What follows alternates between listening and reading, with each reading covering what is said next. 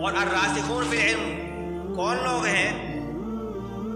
حضرت انس بن مالک رضی اللہ تعالی عنہ فرماتے ہیں کہ راسخ فی العلم وہ عالم باعمل ہے جو اپنے علم پر عمل کرنے والا ہو۔ اس میں 4 صفتیں ہیں، 4 صفتیں۔ نمبر 1، متقی ہو، اللہ تعالیٰ کا تقوی رکھنے والا ہو۔ نمبر 2، لوگوں کے ساتھ تواضع اور انکساری سے پیش آنے والا ہو۔ نمبر 3، دنیا سے بے رغبت ہو، زاہد ہو، بے رغبتی رکھنے والا، دنیا کی لالچ رکھنے والا نہ ہو۔ اور نمبر 4، اس نے اپنے نفس کو مجاہدے کے ذریعے اپنے تابع کر لیا ہو۔ یہ 4 کوالٹیز جس کے اندر ہوں گی وہ راسخ فی العلم کہلائے گا، وہ عالم جو ہوگا وہ راسخ فی العلم کہلائے گا۔ اور پھر اللہ تعالیٰ اس کو اپنی مہربانی سے، اپنے کرم سے، اپنے نبی کی عطا سے متشابہ کی تعبیر کا علم عطا فرماتا ہے۔ تو یہ آیت مبارکہ جو اللہ تعالیٰ نے نازل فرمائی، یہ دراصل عیسائیوں کے اس عقیدے جو انہوں نے قرآن کی ایک آیت سے بنانے کی کوشش کی، اس کے رد میں فرمائی کہ تم جس قرآن کی آیت سے غلط عقیدہ بنا رہے ہو وہ آیت محکم نہیں ہے بلکہ آیت متشابہ ہے۔ اور متشابہ آیت وہ ہوتی ہے جس کا علم اللہ کے سوا کسی کے پاس نہیں ہے۔ آپ جو اس کا ترجمہ کر رہے ہو اپنی زبان میں یا مفہوم جو سمجھ رہے ہو وہ ترجمہ اصل میں نہیں ہے، وہ مفہوم اللہ تعالیٰ کی مراد نہیں ہے۔ اس لیے تمہارا یہ عقیدہ قرآن کی آیت سے بنانے کی کوشش کرنا یہ غلط ہے۔ یہ عیسائیوں کا رد کیا اور ساتھ میں ہمیں بھی سکھا دیا کہ قرآن مجید فرقان حمید محکم اور متشابہ پر مشتمل، اور قرآن ایک ایسی کتاب ہے جس کو سمجھنے کی کوشش تو کرنی چاہیے، لیکن سمجھنا کس طرح چاہیے؟ جس طرح سے صحابہ کرام نے قرآن مجید کو سمجھا، جس طرح تابعین نے سمجھا، یعنی اس تفسیر کو ہم صحیح مانیں گے قرآن کی جو ہمیں دیکھیں۔ قرآن کی بعض آیات ایسی ہیں کہ جس کی تفسیر قرآن ہی کرتا ہے، جیسا کہ مثال کے طور پر اہدنا الصراط المستقیم، اے اللہ ہمیں سیدھے راستے پر چلا۔ کون سا سیدھا راستہ؟ اللہ نے فرمایا صراط الذین انعمت علیہم، سیدھا راستہ وہ ہے، ان لوگوں کا راستہ ہے جن پر میں نے انعام فرمایا ہے۔ تفسیر ہو گئی صراط مستقیم کی۔ پھر فرمایا، سوال ہوتا ہے کہ وہ کون لوگ ہیں انعام یافتہ؟ پھر سورۃ النساء میں اللہ فرمایا کہ اولئک الذین انعم اللہ علیہم من النبیین والصدیقین والشہداء والصالحین۔ یہ قرآن کی تفسیر قرآن سے ہو رہی ہے۔ انعام یافتہ لوگ کون ہیں؟ نبی ہیں، صحابہ ہیں، شہداء ہیں اور اولیاء امت ہیں۔ ان لوگوں کی پیروی کرنی ہے، ان کے پیچھے چلیں گے تو صراط مستقیم پر قائم رہیں گے اور اللہ تعالیٰ کی رضا حاصل کرنے میں کامیاب ہو جائیں گے۔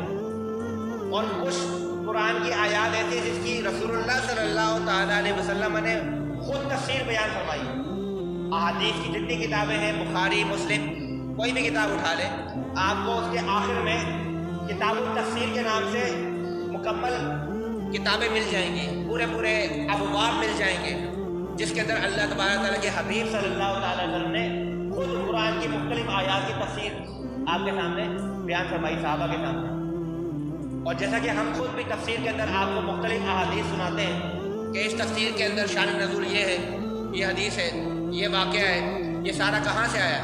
یہ ہمیں صحابہ کرام سے ملا، رسول اللہ صلی اللہ علیہ وسلم۔ تو جو تفسیر ہمیں رسول اللہ صلی اللہ تعالیٰ علیہ وسلم سے ملے گی، جو تفسیر ہمیں صحابہ کرام، تابعین، تبع تابعین سے ملے گی، ہم اس کو صحیح مانیں گے۔ آج کے دور میں کوئی کھڑے ہو کر کے عربی زبان تھوڑی سی سیکھ کر اور اپنے عقل کے مطابق ترجمہ و تفسیر کرنا شروع کر دے گا تو اس کی تفسیر قابل قبول نہیں ہوگی۔ ٹھیک ہے، اگلی آیت مبارکہ، ربنا لا تزغ قلوبنا بعد إذ هديتنا وهب لنا من لدنك رحمة إنك أنت الوهاب۔ اب دیکھیں پچھلی آیت مبارکہ میں اللہ تعالیٰ نے دو گروہوں کے بارے میں بیان فرمایا کہ ایک گروہ وہ ہے جو آیات محکمات کو چھوڑ دیتا ہے اور آیات متشابہات کے پیچھے پڑ جاتا ہے اور اس میں سے غلط باتیں نکال کے اور لوگوں کو گمراہ کرنے کی کوشش کرتا ہے. اور دو وجوہات بیان کی کہ وہ لوگ ایسا کیوں کرتے ہیں, آیات محکمات کو کیوں چھوڑ دیتے ہیں اور آیات متشابہات کی تفتیش اور اس کو ڈھڑولنے میں کیوں لگتے ہیں.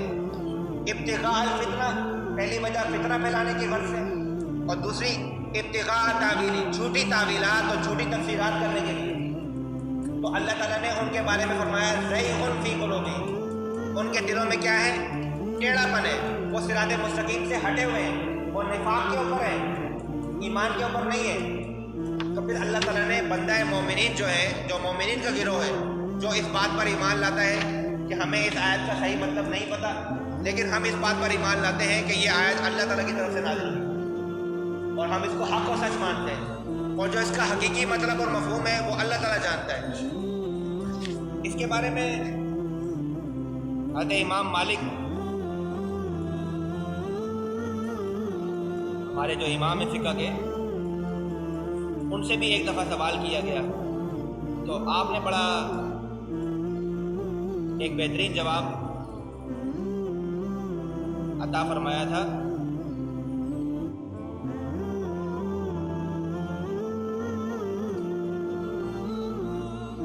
کسی نے سوال کیا کہ الرحمن علی العرش استوی, یہ جو آیہ مبارکہ ہے کہ رحمان عرش پر مستقیم ہے, مستوی ہے, تو امام مالک سے پوچھا تو آپ نے فرمایا کہ استوا کا جو مطلب ہے ظاہری قائم,